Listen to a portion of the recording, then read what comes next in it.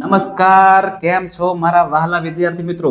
તમે બધા જ અત્યારે જ્ઞાન સાધનાની પરીક્ષા આપીને આવી ગયા હશો અને હવે તમે બેસી ગયા હશો કે મારા કેટલા સાચા અને મારા કેટલા ખોટા, એટલે કે પેપર સોલ્વ કરવા માટે તમે બેઠા હશો. ને એટલા માટે જ મિત્રો આપણે સૌથી પહેલા અને સૌથી સચોટ અને તમારા માટે પેપરનું સોલ્યુશન કરવા માટે આવી ગયા છીએ.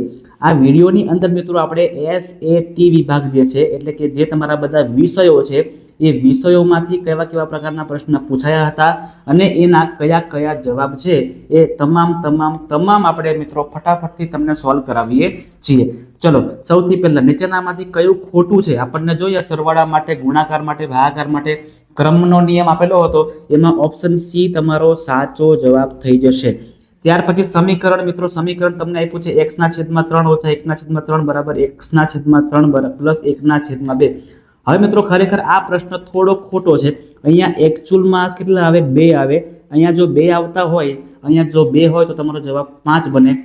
જો અહીંયા 2 નથી, મતલબ કે તમને આ પ્રશ્નના પૂરેપૂરા માર્ક્સ મળી જવાના છે, બરાબર? કેમ કે પ્રશ્નમાં અહીંયા ટાઈપિંગમાં મિસ્ટેક થઈ ગઈ છે.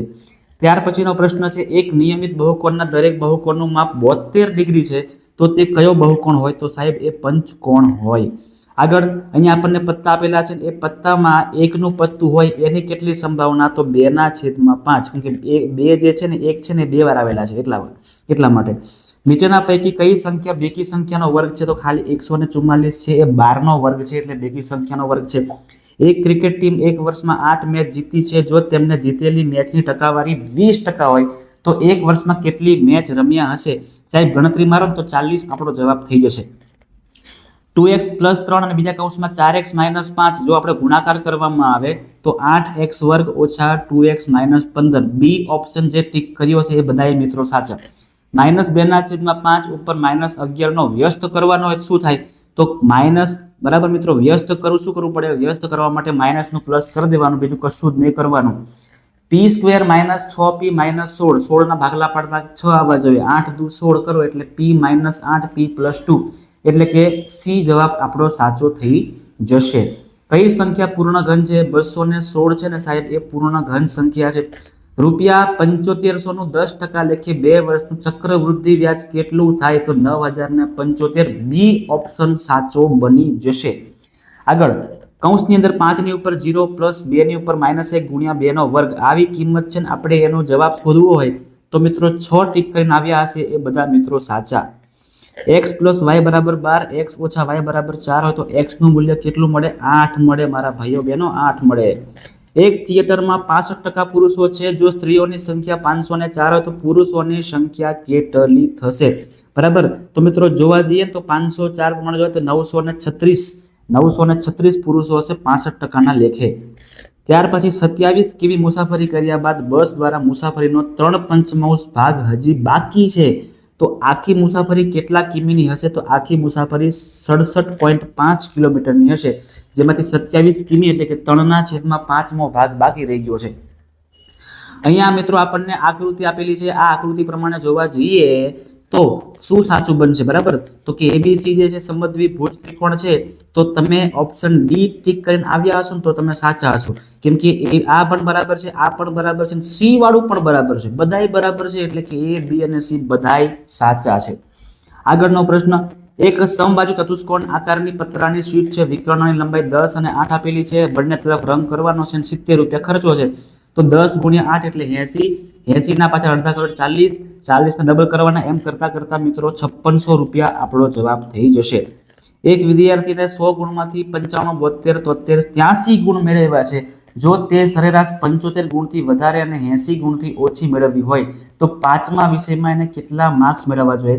તો 52 થી લઈને 77 ગુણની વચ્ચે જો એના માર્ક્સ આવે તો એના 80 ગુણથી ઓછી મળવાની સંભાવના વધી શકે. એક થેલીમાં 5 લાલ, 4 કાળા અને 3 વાદળી દડા છે.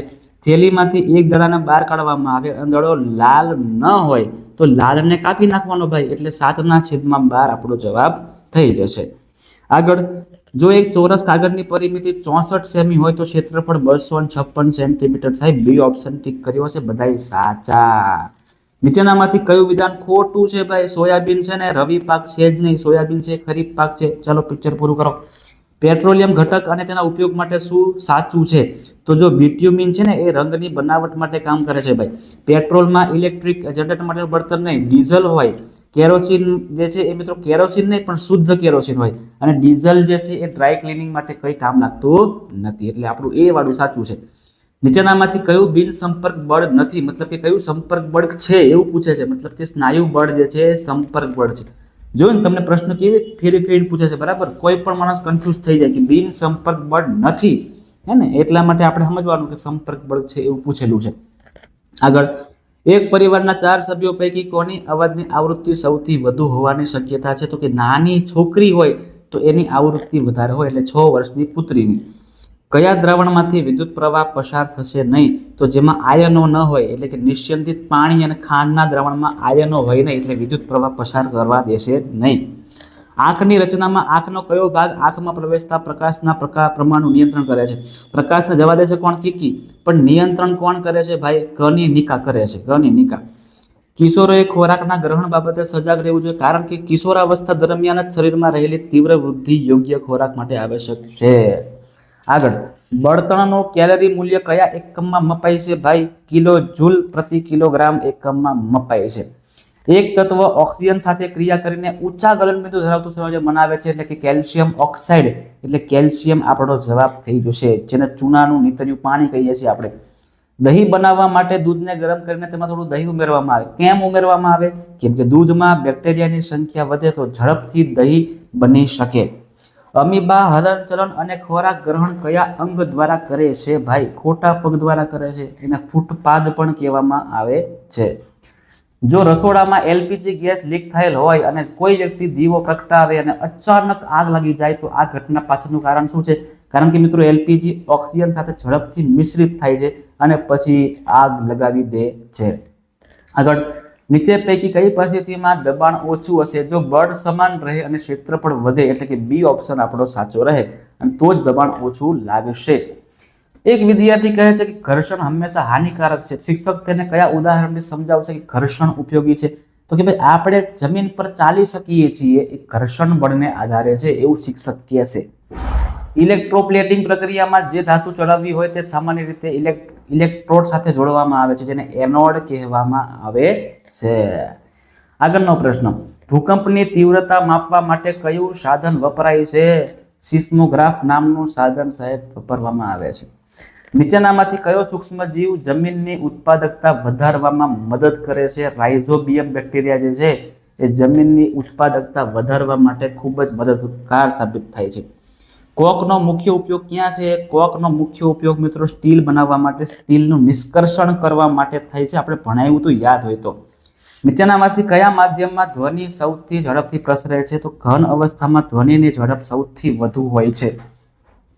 ત્યાર પછીનો પ્રશ્ન, નીચેનામાંથી કયો ધ્વનિ અલ્ટ્રાસાઉન્ડ કહેવાય? તો 20,000 હર્ટ્ઝથી વધુ જે ધ્વનિ હોય ને એને અલ્ટ્રાસાઉન્ડ ધ્વનિ કહેવામાં આવે છે. આગળનો પ્રશ્ન, નીચેના પૈકી કયું વાક્ય કર્મણી વાક્ય નથી?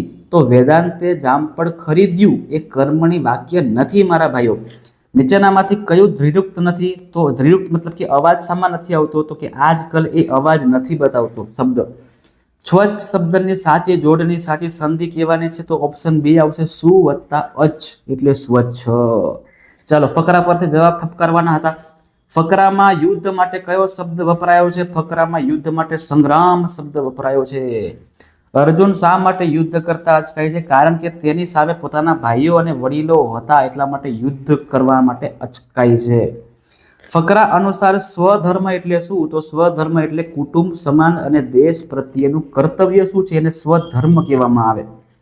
કૃતિ અને તેના રચયિતા સંદર્ભે સાચી જોડ કઈ છે? તો આ બધાય મિત્રો ખોટા છે.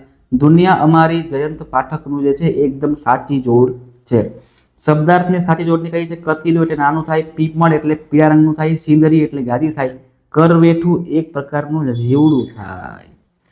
આ ખેલાડી સચિન તેંડુલકર જેવો છે. એમાં સચિન તેંડુલકર શું છે? ઉપમાન છે, કારણ કે સરખાવવામાં આવે છે. સંયોજકોનો સાચો ઉપયોગ થયો હોય તેવું વાક્ય બતાવવાનું છે. 3 વાક્ય ખોટા છે. ખાલી ડી વાળું વાક્ય સાચું છે કે તું શહેરમાં જા પણ ભાઈને ત્યાં મોકલ. ચલો, અંગ્રેજીના પ્રશ્નો. The sun is a star. સૂર્ય શું છે ભાઈ? તારો છે. સ્ટુડન્ટ કેન ગેટ ખાલી જગ્યા by clearing the competitive exam. તમને શું મળવાનું છે? સ્કોલરશિપ. તો સ્કોલરશિપનું મિત્રો સ્પેલિંગ પણ તમને પેપરમાં આપેલો છે, તો તમે જો ધ્યાનથી જોયો હોય તો, હે ને. Which word will come tired third in dictionary order? તો કેરટ જે છે મિત્રો એ ત્રીજા નંબર પર આવશે. આગળ જો મિત્રો અહીંયા પણ આ પ્રશ્ન જે છે ને, આ પ્રશ્ન મિત્રો ખોટો છે, આનો કોઈ સેન્સ બનતો નથી, બરાબર છે. આમાં આદિત્ય પણ આવી શકે, ઇકબાલ પણ આવી શકે, યુવરાજ આવી શકે, બધાય જવાબ આવી શકે ભાઈ. એટલે આ પ્રશ્ન ખોટો છે, તમને આના ગ્રેસ માર્ક્સ મળી જવાના છે. ચલો, ઇકબાલ ઇઝ એસ ખાલી જગ્યા એસ આદિત્ય. અહીં પણ તમારા 2 માર્ક્સ પાક્કા છે ભાઈ. અહીંયા યંગ જવાબ કરો તો પણ સાચું છે, અને ટોલ જવાબ કરો ને તો પણ સાચું છે, બરાબર છે. બંને જવાબ તમારા સાચા રહેશે.